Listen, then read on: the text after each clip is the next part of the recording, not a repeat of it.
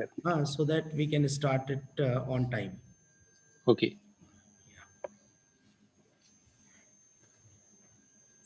One thing is that when I will present, my video will not be available. Okay.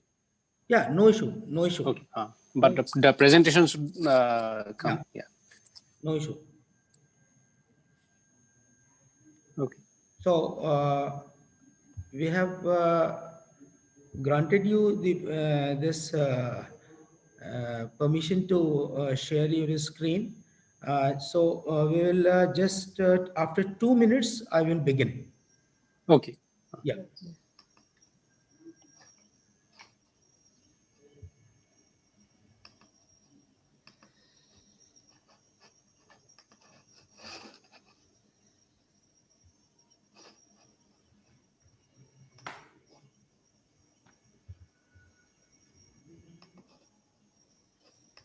So Dr. Subui Khan had Yes, to. I am trying to connect.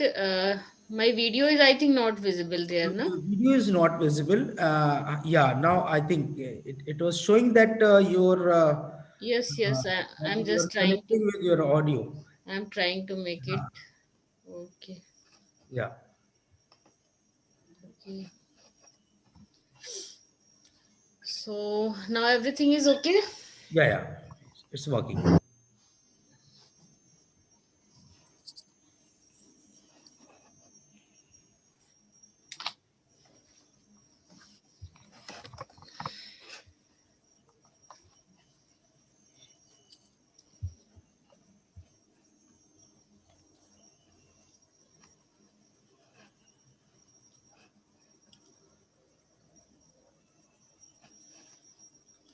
Okay. So I think the first speaker of this session is Professor N.D. Baruah. Yes.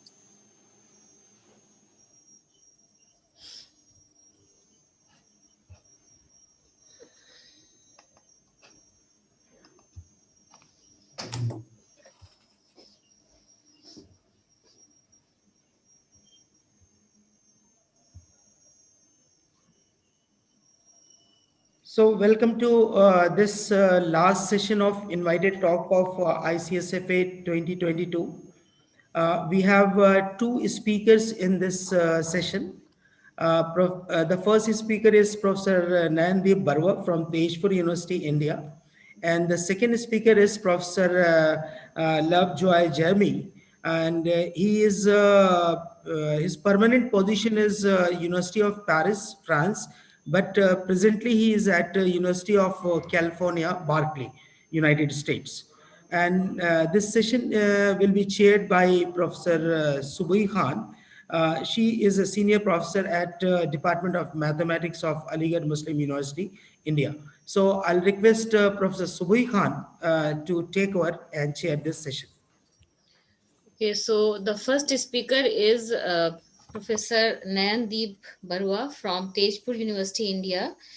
And I invite him to present his work and to deliver a talk on the topic families of congruences for fractional partition functions, modulo powers of primes. So you can start now. Okay. Thank you, Professor Khan and Professor Ali for inviting me to deliver this talk. So I'm supposed to get, I think, half an hour. Yes, you have 30 minutes. Okay. So I'll try to complete it within 30 minutes. So I will share my slides, but during the presentation, my video will not be visible. Okay. Sorry for that.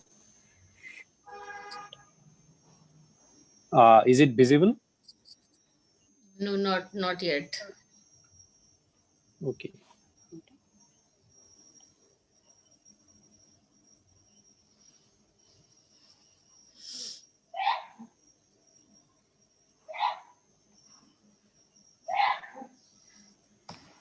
Oh.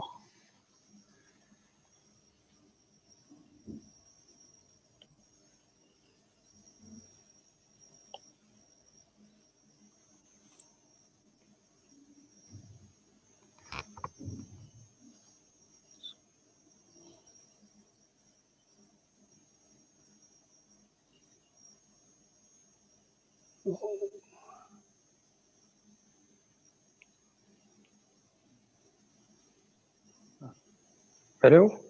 Hello? Yeah. Yeah, my slides are not... No, not yet. Not yet. Mm, You can take the option of share screen. You may open the file if you have in the desktop, and then you can take the option of share screen. I ask about the time of starting talk. My talk. I ask about my participation.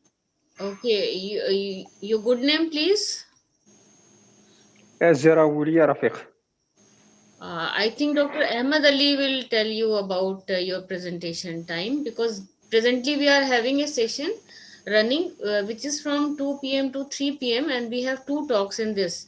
So your name is not there. So you may confirm from Professor Ahmed Ali for your participation. Okay. Thanks for that.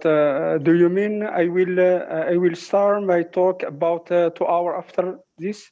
No, no, Do it you is mean this? for 1 hour. You can personally call Dr. Ahmed Ali. He will tell you. Okay, thank you. I will address him to Yes, him to his email. Thanks. you Okay. can contact him on his personal phone number. Thanks. I'm not able to share it. I don't know why. Can you guide me, please? You open your file. You have a PDF, or which file you have? No, this is Notepad. So that I already opened. Okay, But you it is have. not... Okay, so you can and take the option of share screen. Like if you look at the down, like the bottom of your screen. No, it's not coming because... Professor Baruah, in the yeah. Zoom window at the bottom, do you see the screen share Share screen screen. button? It's in green color. No, it's not coming in my So iPad. you'll have to do one thing. You'll have to do one thing. You'll have to log out and log in again. All right. Okay. So in the meantime, I'll request The first. the chairperson to Okay. request the second speaker. So Okay. in the meantime, Professor Baruah can fix up the issue. Okay.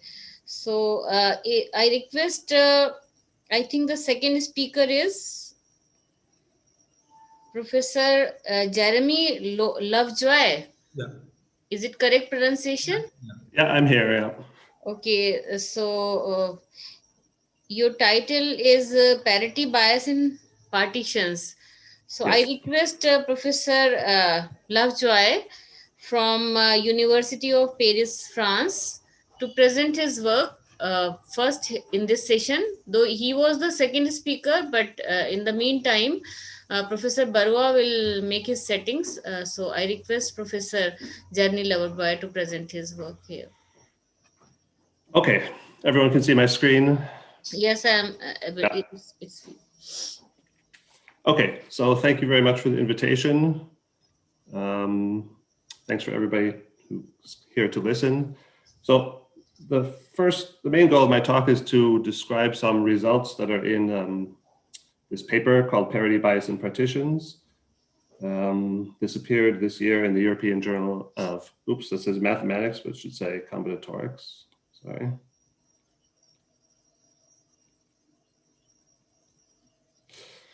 This is joint work with Byung-Chan Kim and Eunmi Kim, both in Seoul.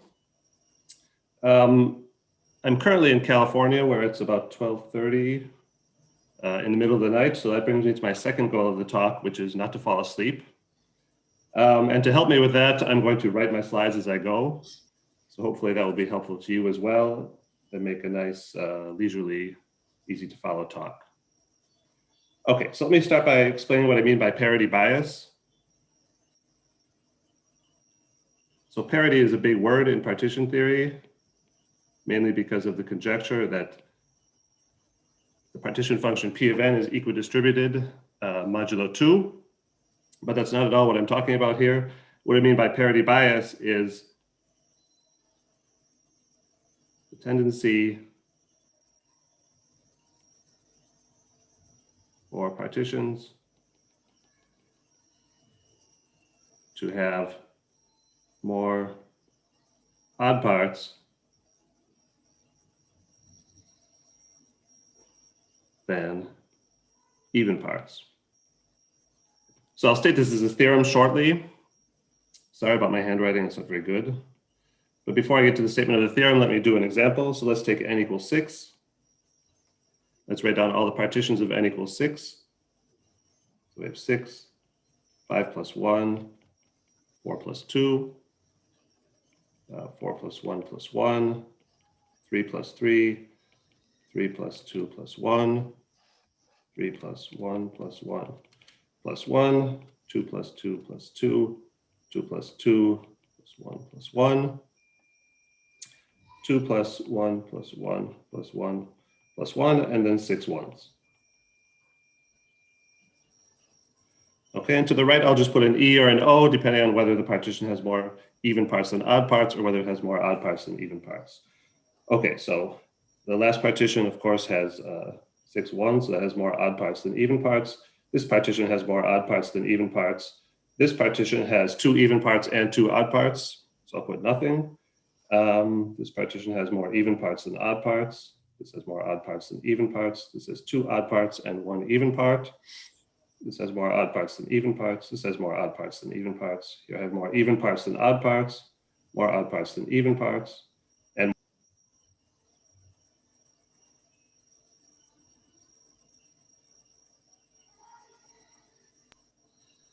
can you still hear me?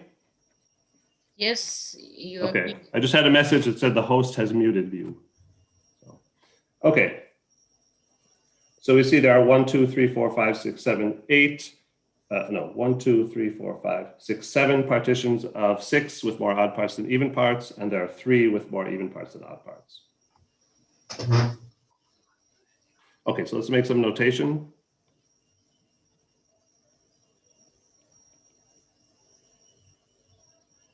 So let's let P sub O of n, and then respectively P sub E of n denote the number of partitions of n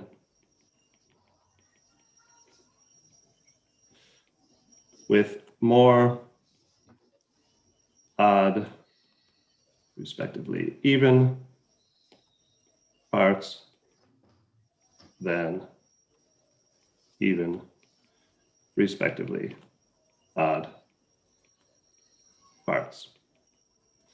Okay, and then a previous example, we had that PO of 6 is equal to 7 and PE of 6 is equal to 3.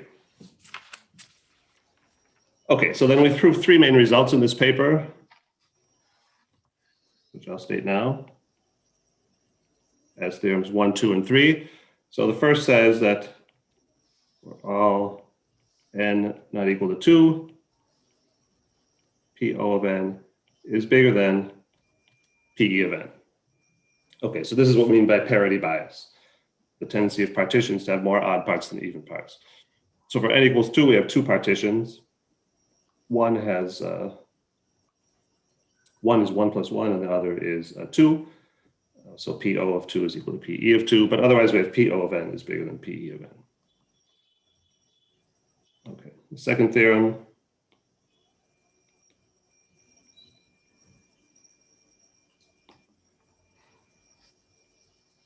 gives gives a sharper inequality. So this says for all n bigger than 7, PO of n is between, this is less than, 2 PE of n and 3 PE of n. Okay, so the first inequality improves the above inequality, so PO of n is bigger than 2 PE of n, but it's also always less than 3 PE of n. This is theorem 2, and then theorem 3 is an asymptotic result, which says that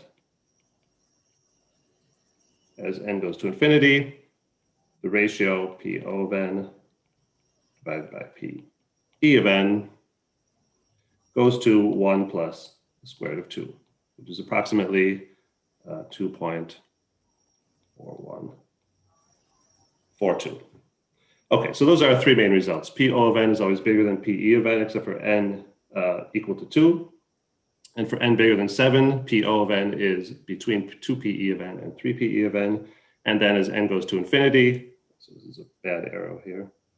As n goes to infinity, the ratio of PO of n to PE of n approaches 1 plus the square root of 2. Okay, so let me say something about the proofs.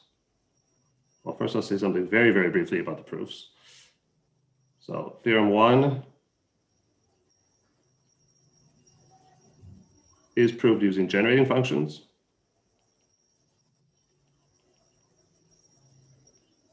Theorem 2 is proved using combinatorial mappings, more specifically injections. And then theorem 3 is proved using asymptotic methods, in particular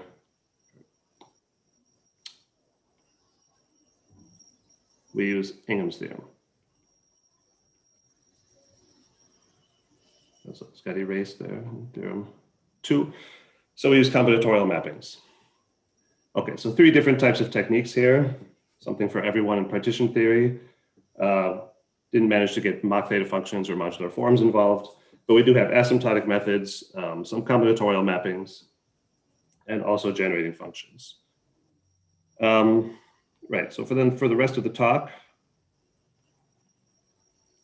depending on how much time I have, I want to say a little bit more about the proofs.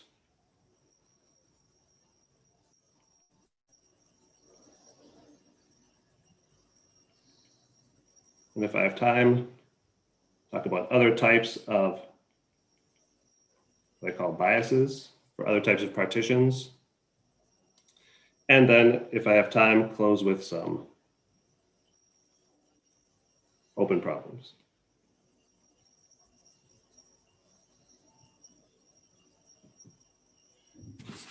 Okay, so a little bit more on theorem 1.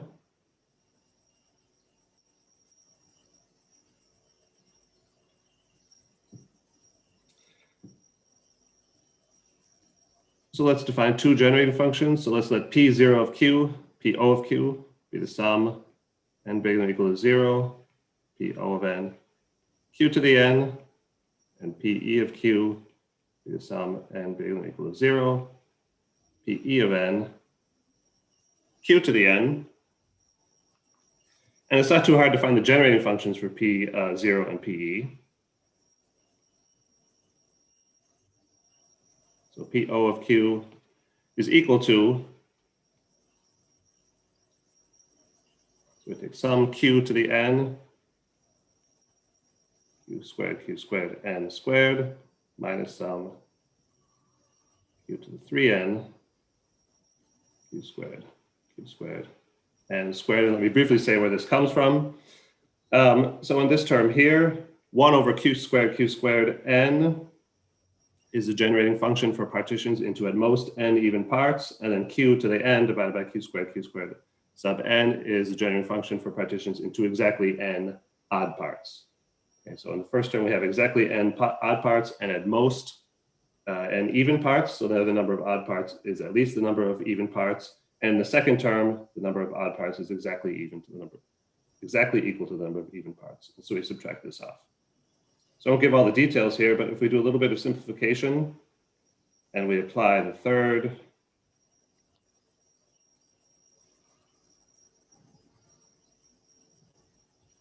kind of transformation, what we end up getting is the following. So 1 over Q squared infinity times sum n bigger than or equal to 1, Q to the 2n squared minus n divided by Q squared sub n, Q squared sub n minus 1. Okay, so that's for PO. We can do a similar thing for PE, so I won't write down the details.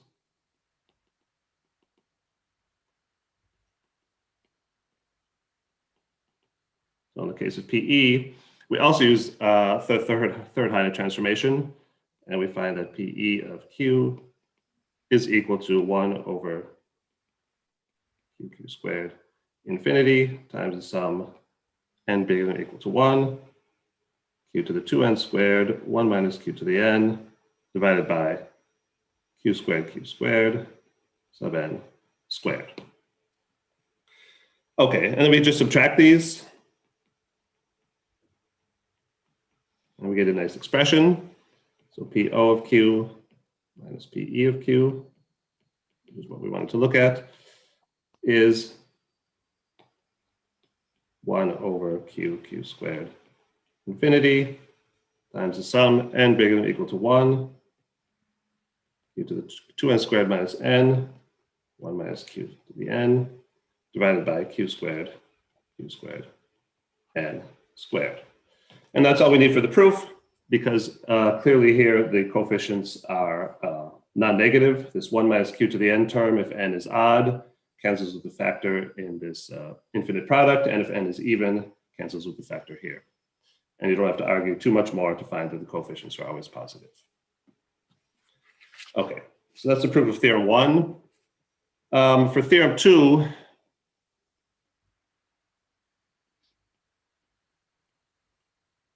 things are a lot more involved. So theorem 1 is very straightforward: elementary generating functions, elementary Q-series transformations. Theorem 2, so I'll just do one of the inequalities.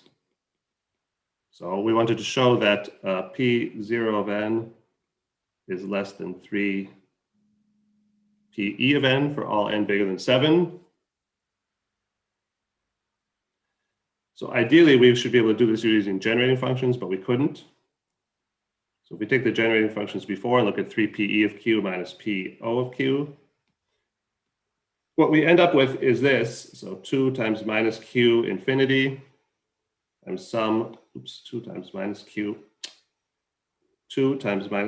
infinity times sum n bigger than or equal to 1, q to the 2n squared, 1 minus q to the n, divided by q squared sub n squared, and then minus q infinity, sum n bigger than or equal to 1, q to the 2n squared minus n, 1 minus q to the n, divided by q squared sub n squared.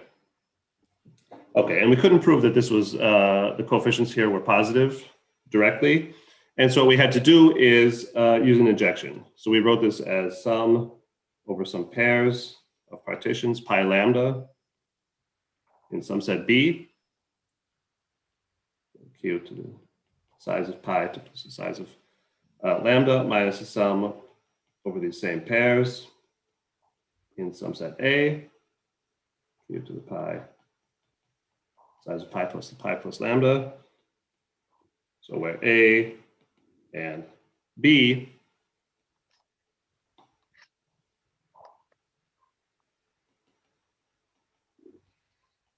are sets of pairs of partitions. So I'll just say of partitions. In this case, pi is a partition into distinct parts, and lambda is a certain kind of Frobenius partition. Okay, and then to prove it, to finish the proof, then we find weight preserving injection. So we say weight preserving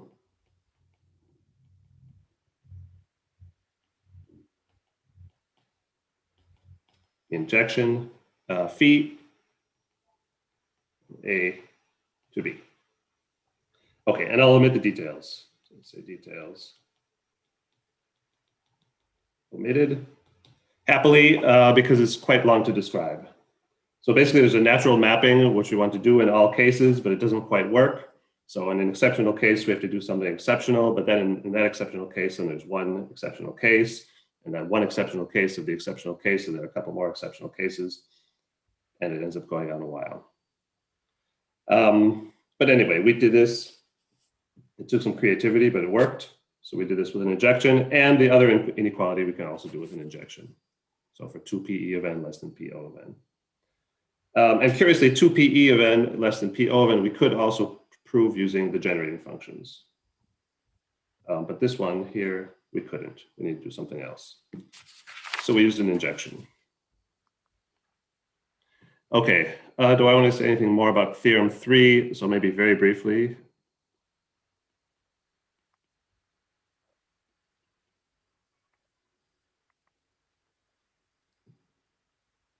So Theorem 3, we use Ingham's theorem.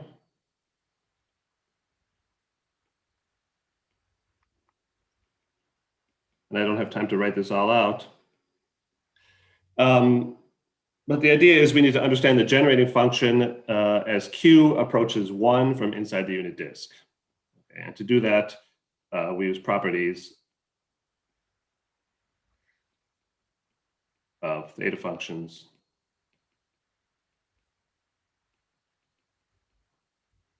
and quantum dilogarithm.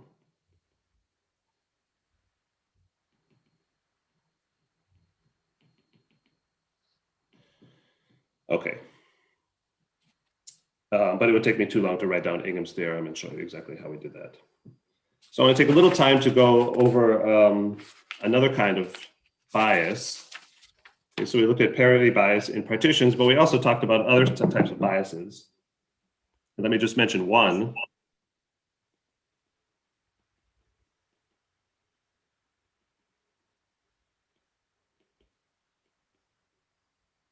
So this has to do with over partitions. So let's let PU of n, respectively, overline PO of n,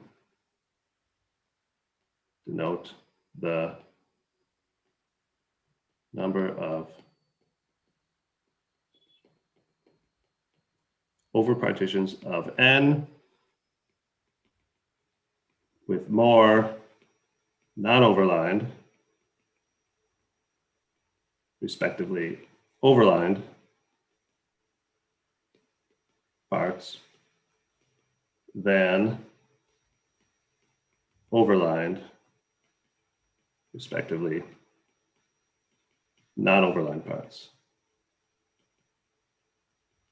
Okay, well, in over partitions, non-overlined parts can be repeated and overlined parts can't. So there's not much of an unexpected bias here. Overline PU of n should always be bigger than PO of n, because non-overlined parts can repeat, as I said. But you can look at other aspects of these biases.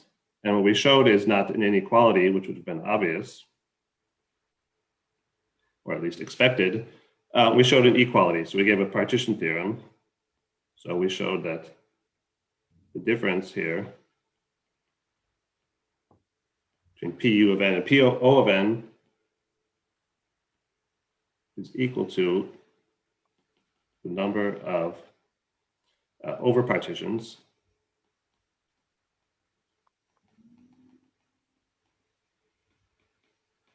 of n, where the number of non-overlined parts is at least 2 more than the number of overlined parts. So I have to swipe this, but I'll do an example. So the difference here is equal to the number of over partitions of n, where the number of non-overlined parts is at least 2 more than the number of overlined parts. Let's do an example when n equals 3. So there are 8 over partitions of 3. So we have 3, 3 bar, 2 plus 1, 2 bar plus 1, 2 plus 1 bar, 2 bar plus 1 bar, 1 plus 1 plus 1, and then 1 bar plus 1 plus 1. Okay, and let's compare the number of non-overlined parts and the number of overlined parts. So here there are more non-overlined parts than overlined parts. Here there are more non-overlined parts than overlined parts. Here there are more overlined parts. Here they're the same number. Here more non-overlined parts. Here more overlined parts. And here more non-overlined parts. Okay, so PU of 3 is equal to 4. PO of 3 is equal to 2. And then the difference, 4 minus 2 equals 2. And this should correspond to the over partitions of 3, where the number of non-overlined parts is at least 2 more than the number of overlined parts. Okay, and those are 2 plus 1 and 1 plus 1 plus 1. Okay, so I started about 3 or 4 minutes after the scheduled time. So I'll just take about 4 or 5 more minutes. I'll talk about some open questions.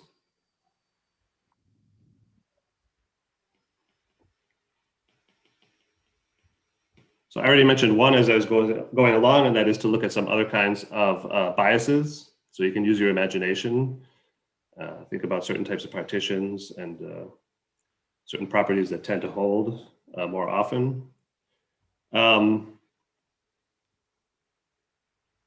So I just want to look at one thing here.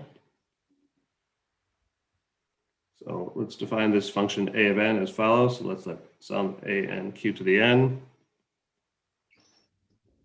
be this function. So sum qn 1 plus q to the 2n divided by minus q squared, so q squared n squared. So where does this come from? So this is counting the same partitions as p0 of n, but with a weight. So a of n is number of partitions counted by p0 of n, but with a certain weight, which I won't specify.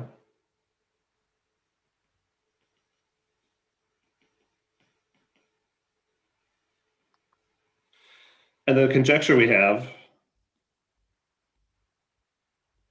is that this number is equal to 0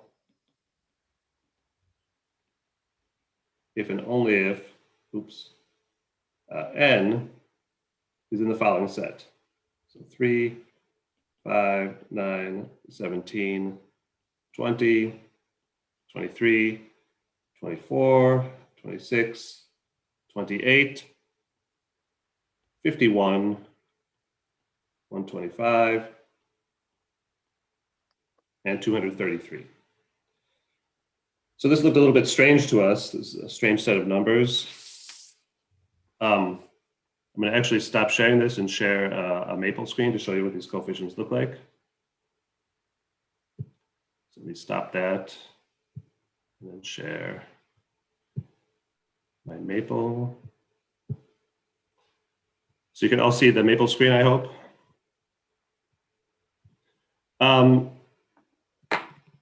So these are just the coefficients here. So you see they start to grow quite slowly. You can see my cursor. So if you look at q to the 233, should be here between q to the 232 and q to the 234, but it's not there. So that's the last 0 we found. So we checked this up to n equals 2000. So not only does it have this weird set of zeros, but it also has a strange sign pattern. So if you go, say, start at 103 here, the signs appear to come in pairs and alternate.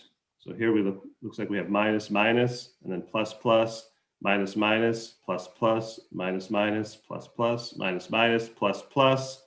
Then when you get here, something strange happens. We have plus, plus, plus, and then minus.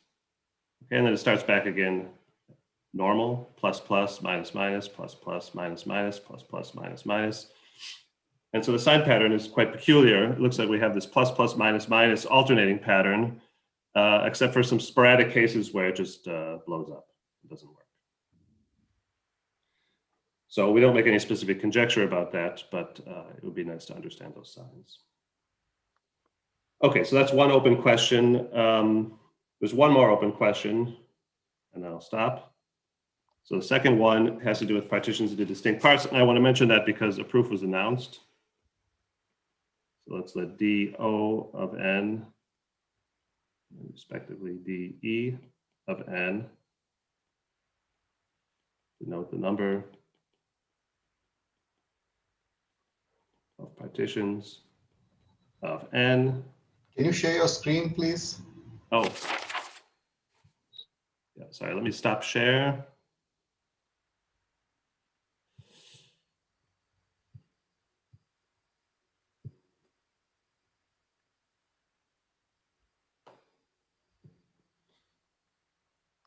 Yeah, thanks for the reminder. Okay, so the number of partitions of n into distinct parts.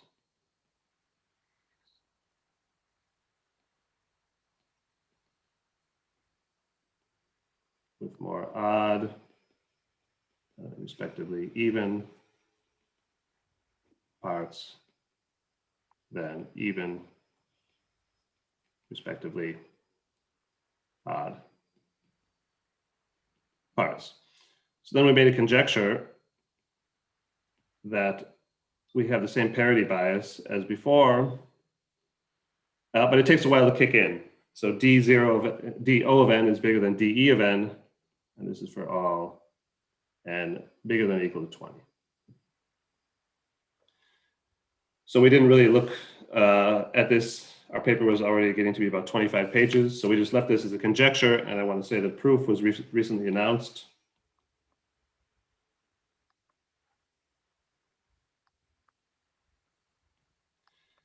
By, make sure I write these names right. I think there are 3 T's here. Beta, Chargi, and Dastidar. So I haven't had the opportunity yet to read their paper, but they announced a proof of this conjecture. Okay, so that's all I wanted to say about parity bias. Thank you for listening. Okay, thank you very much, Professor, and for a very nice presentation and a very clear presentation. And I have just one question to ask, that this work is published somewhere. Can you share, if it is published, can you share the reference of this work? Yeah, so it's published to,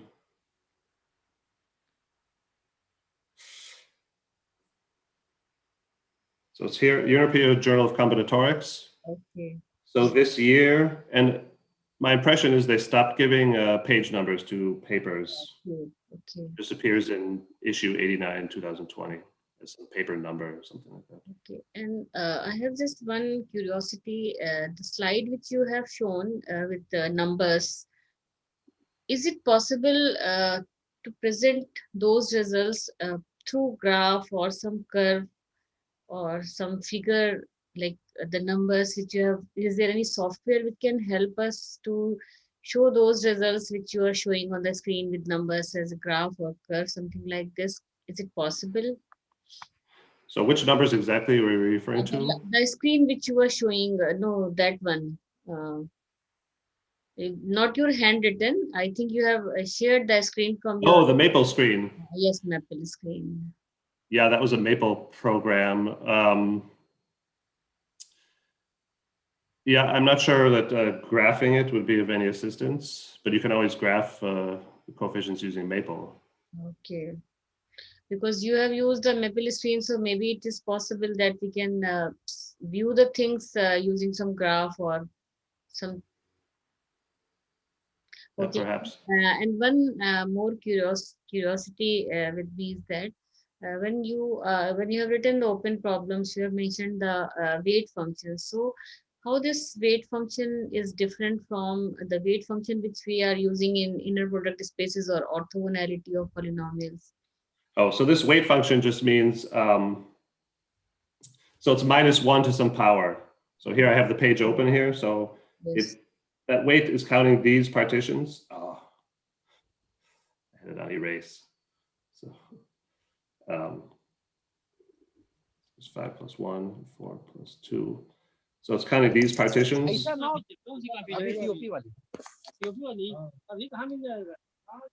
Okay. But instead of just adding them up, they're added up with -1 to some power. Okay. That's the weight. So I call that the weight. So say weight of lambda, where lambda is the partition. It And I didn't define it because it's a bit complicated. So some of these would be counted positively and some would be counted negatively, Okay. instead of counting them all positively. And the same curious question about the generating function, how it is different from the normal generating equations which we are using. So this generating function, Mhm. things like this, these are just ordinary generating functions as Oh. we use typically in partition theory. Okay, and if there is someone from participants who want to ask any questions, you can ask, or you may search if you are interested in his work, you can see the things on, he has mentioned the paper, it is published in European Journal of Mathematics. And one last question, if I have to tell my student about the importance of partition theory, like why they should study this, then just one line or 2 lines answer, can you tell me, please? So the importance of partition theory. Yes. We could say it's related to modular forms and related to Mach theta functions and related to Ramanujan's work. Okay. Thank you very much. And if anyone else wants to ask any question, you are welcome. And if not, then please let's thank Professor Jeremy Lovejoy. Thank you very much. Let's thank him for a very nice presentation. Okay, thank you. And now I invite... I would have a question. Yes, yes. Oh, hello. Yes. May I ask a question? Yes, Yes, sure. if you allow the last smallest part to be at least 2, then it seems that the parity bias changes. It means that there are more even parts than odd parts. Could that be? That could be, yeah. That sounds like, well, yeah, if you're not allowing that one, might be interesting because yeah, in the Rogers-Ramanujan identities, you also have in one of the combinatorial interpretations, the parts are at least greater or equal to 2. So also here you could study partitions in parts greater or equal to 2. Yeah, that would probably reverse. And it seems the in many parity of your bias. examples it could be reversed. Yeah. Yeah, I imagine that's the case. That might be something to look at. I agree. Okay, so let's thanks, Professor. Thank you very much. And now I request our first speaker who was who could not join because he was not able to share his screen, Professor Baruah, I think. Hello. Yes. Am I audible? Yes. Yeah. You are audible, So, but your screen. Okay, I'm just sharing my screen. Okay.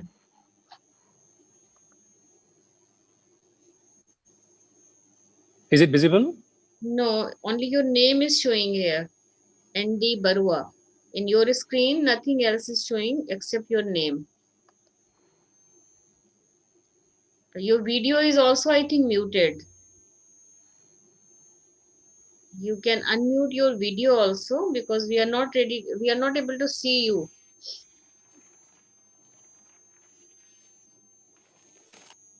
Is it coming now?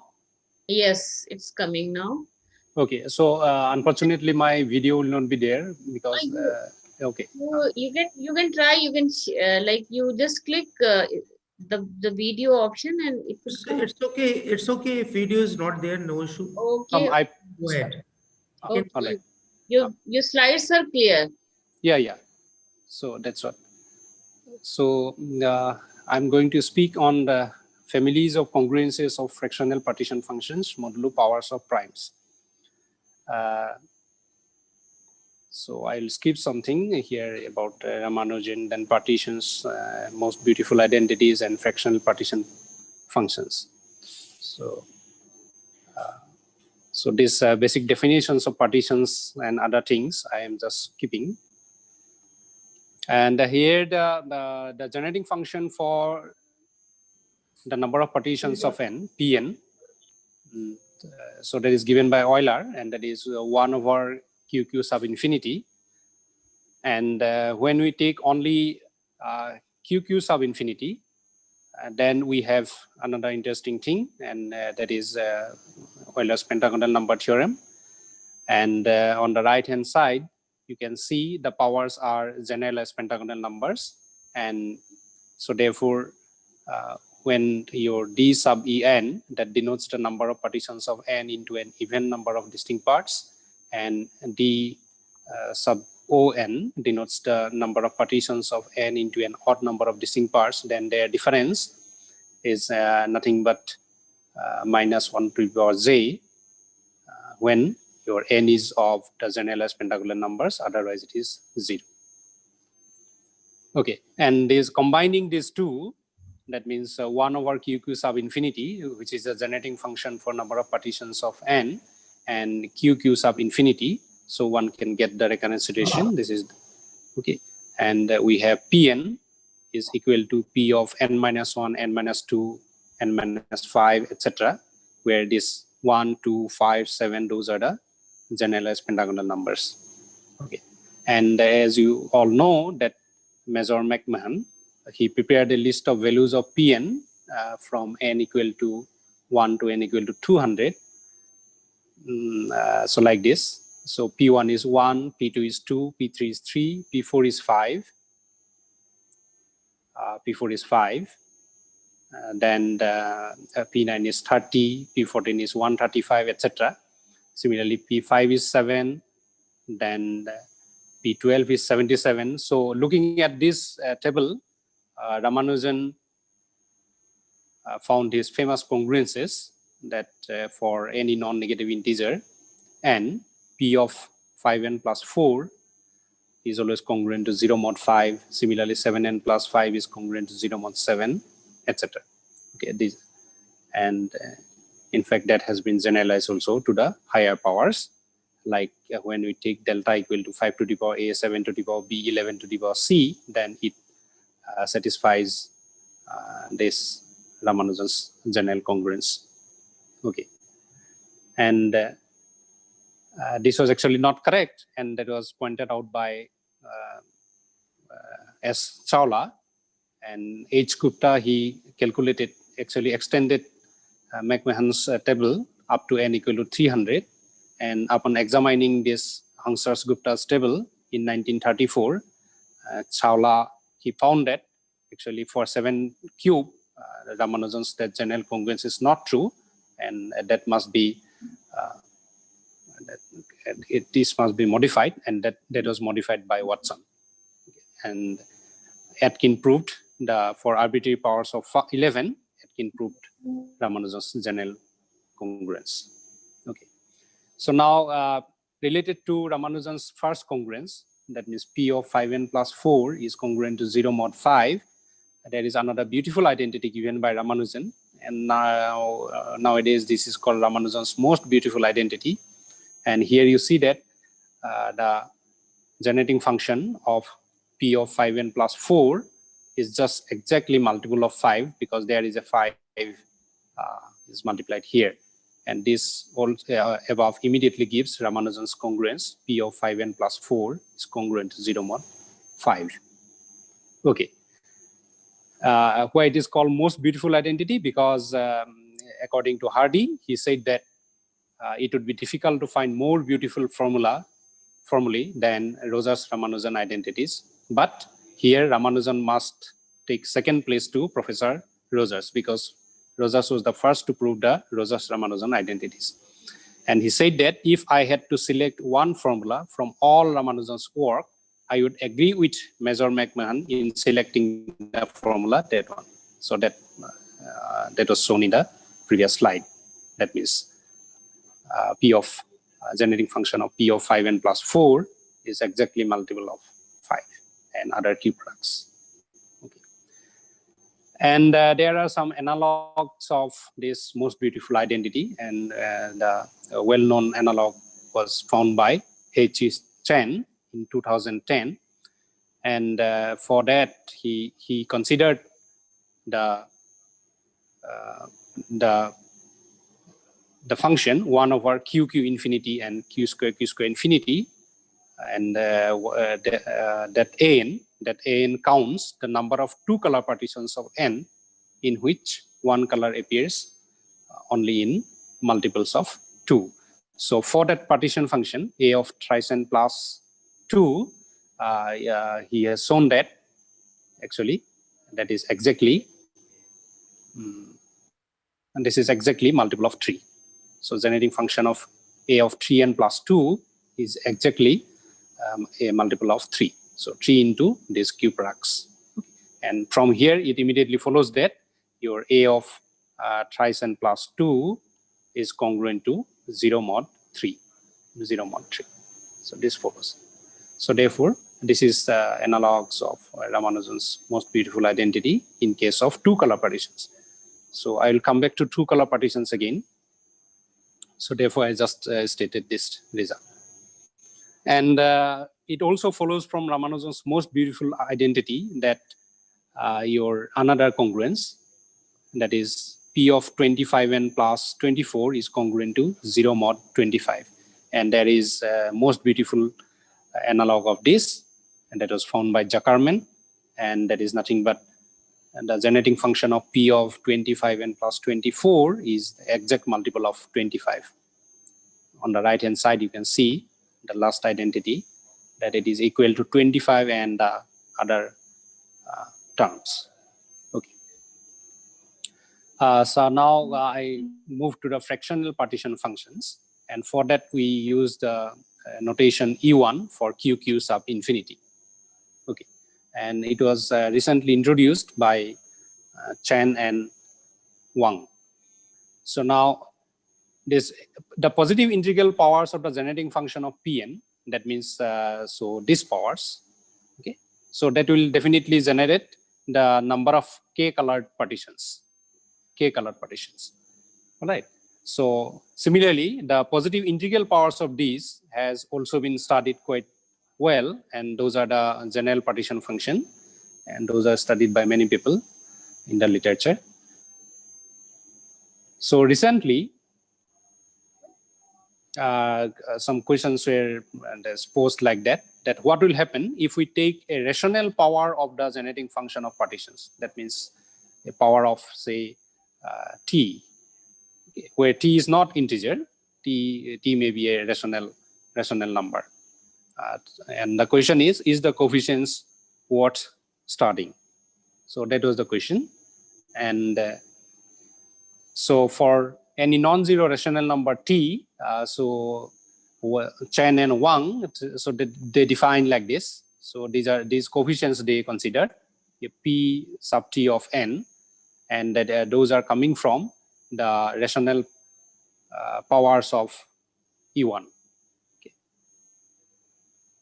All right. For example, suppose we take E1 power minus 1 by 6, then the expansion would be like this. And you can notice that, so the denominators of both this one, 1 upon 6, and these coefficients have the same prime divisors. So here 2 and 3, here also all prime divisors are 2 and 3, etc. Okay. So NZ, in his undergraduate thesis in 2003, so by using modular forms, he proved that these coefficients, P of minus 2 by 3, that means if we raise the power of E1 up to the power, say, minus 2 by 3, 2 over 3, then your 19n plus 9, that arithmetic progression will always be divisible by 19.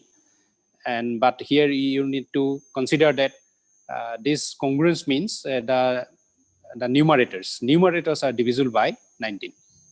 Okay, so that should be interpreted like that. All right. So that was found by NG. And recently, Chen and Wang in Acta Arithmetica 2019, they systematically initiated the study of the function P of sub t of n for non-integral rational t, and they found numerous congruences for that partition function. In fact, Chen and Wang established the following important theorem, which makes sense to study congruences for Ptn modulo any positive integer m, and such that your GCD of m and denominator of t, they are relatively prime. That means GCD is 1, where your denom of t, and that denotes the denominator of t for a rational number t in the reduced form. So that is their important theorem. So for any integer n and prime p, prime l, order of this ln, so denote the integer k such that lk divides n, but l of l power k plus 1 doesn't divide n. And if we take t equal to a upon a over b, where a and b are integers, where and b is a positive integer, which GCD of ab is 1, then denominator of this Ptn, denominators Ptn will have this this expansion, where order of LH order of n factorial, that is well known, that this is the flow function n upon L and n over L square, etc. Okay, and so though this is written infinitely, but in fact it is finite.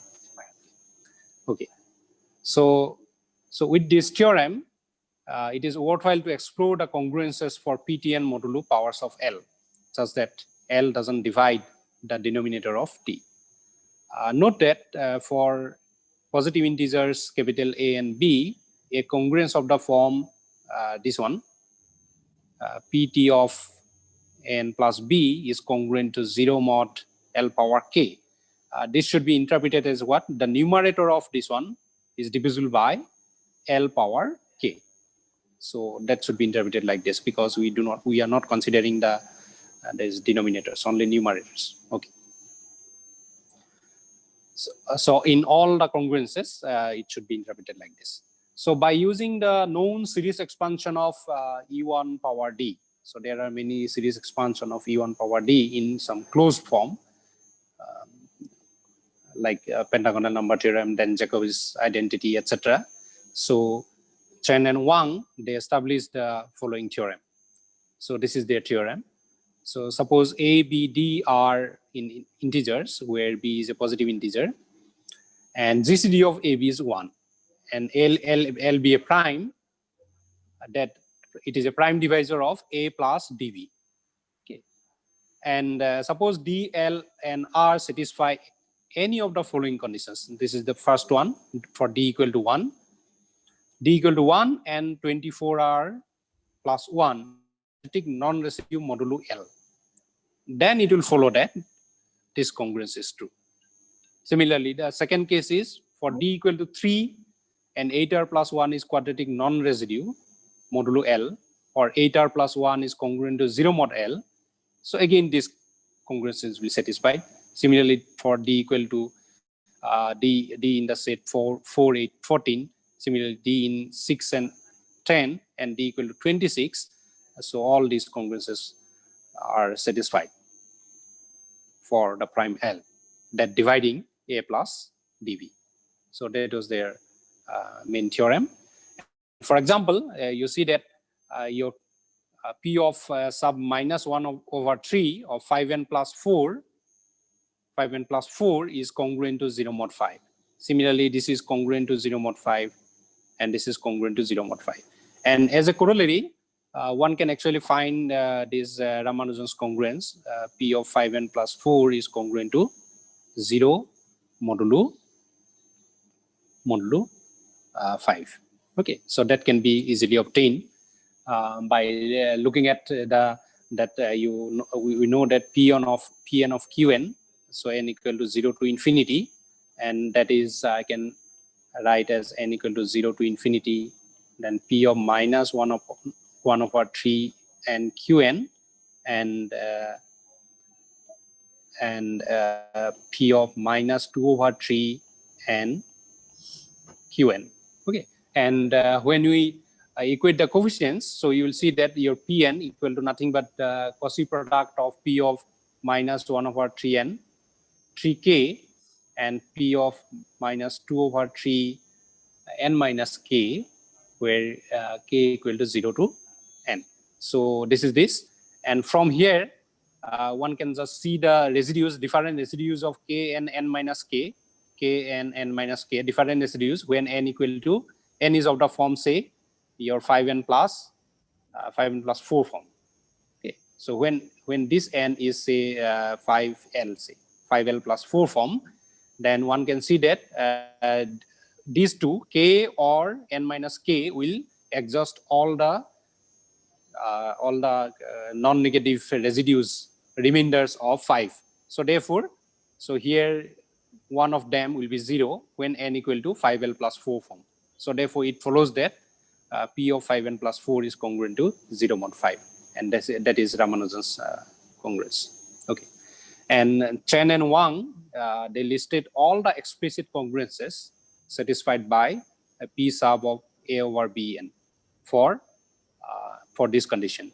your 1 is less than equal to modulus of A less than B and less than equal to 5.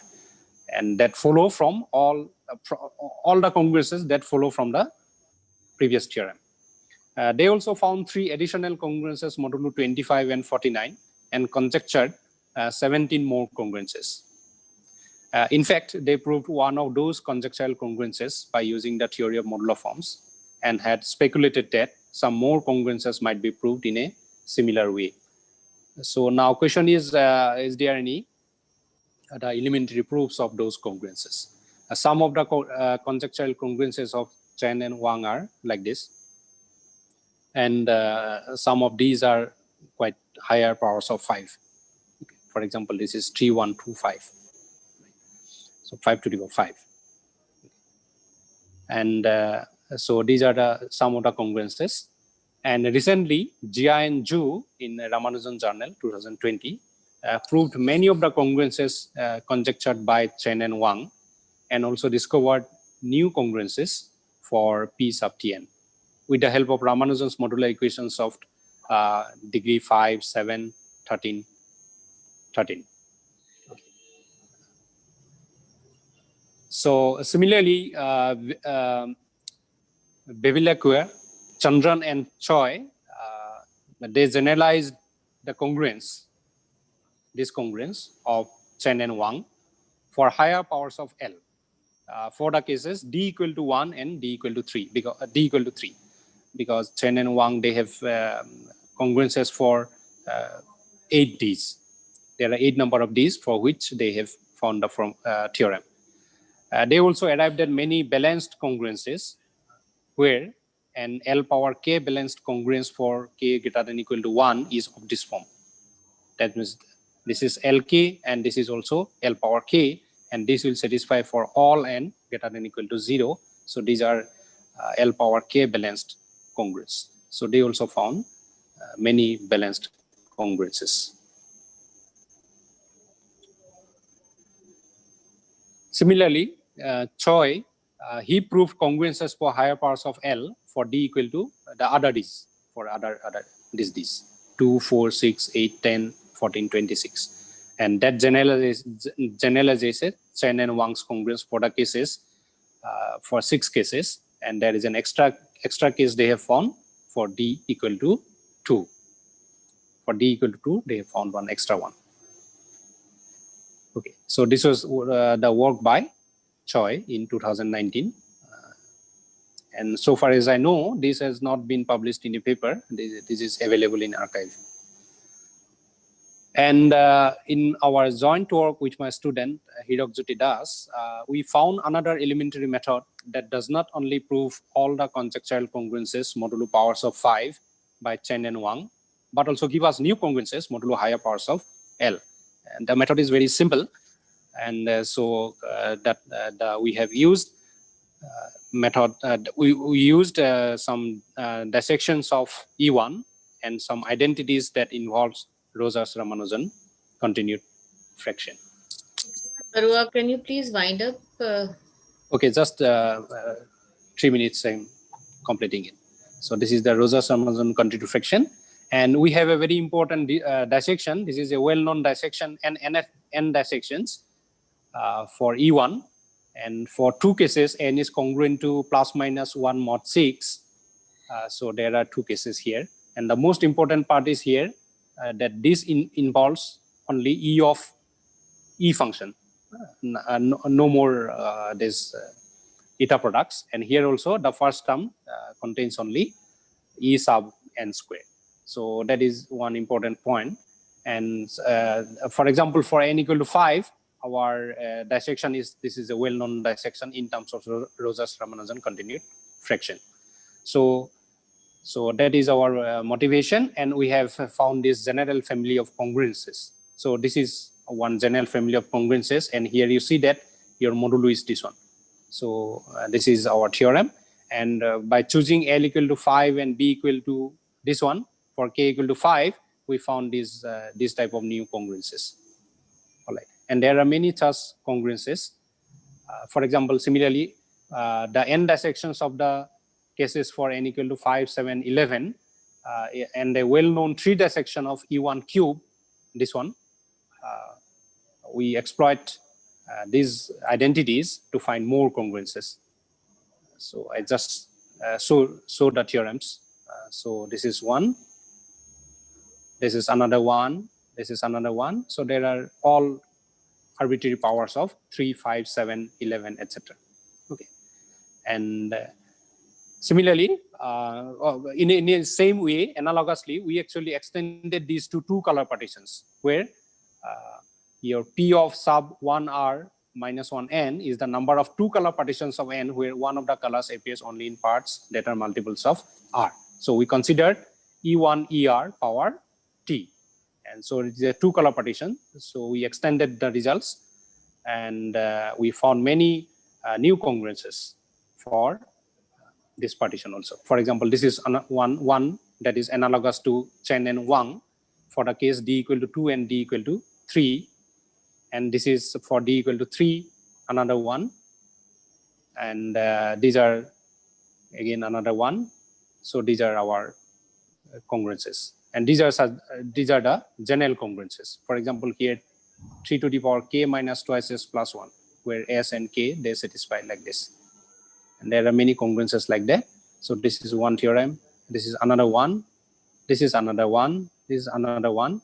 And these are balanced congruences. You see that? We have also found some balanced congruences.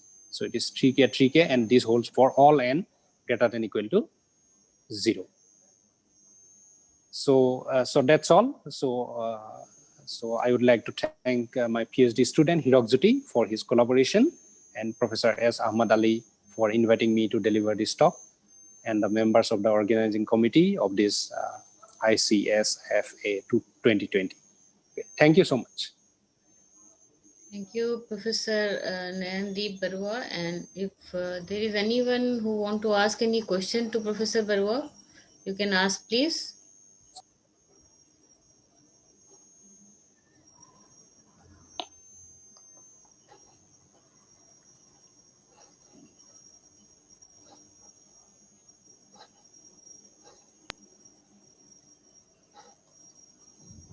Dr. Ahmad Ali, if there is no one to ask any questions, so let's thank Professor N.D. Baruah for a very informative and good.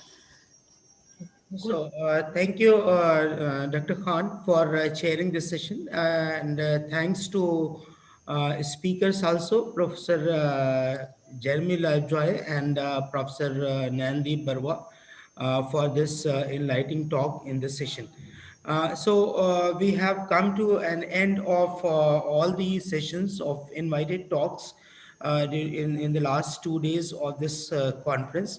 And I'm on the behalf of the organizing committee and the Department of Mathematics and Computer Science of Babu Narsidas University, and on the personal behalf, I express my sincere thanks to all the participants for attending this conference.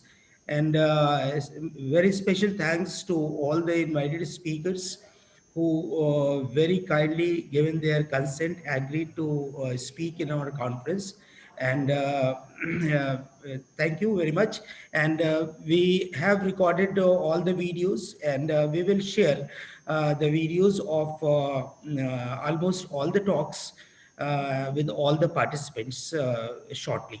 So thank you once again. Thank you very much. Thank you so much. The next session at 3:30. So yeah, we are starting our next sessions are the paper presentation sessions. They are the contributory paper presentation sessions. There are 5 panel sessions. We already have made all necessary communications. So all those 5 parallel sessions will start at 3:30. Okay. So, and the participants may join before that. Okay. Thank you very much. Thank you.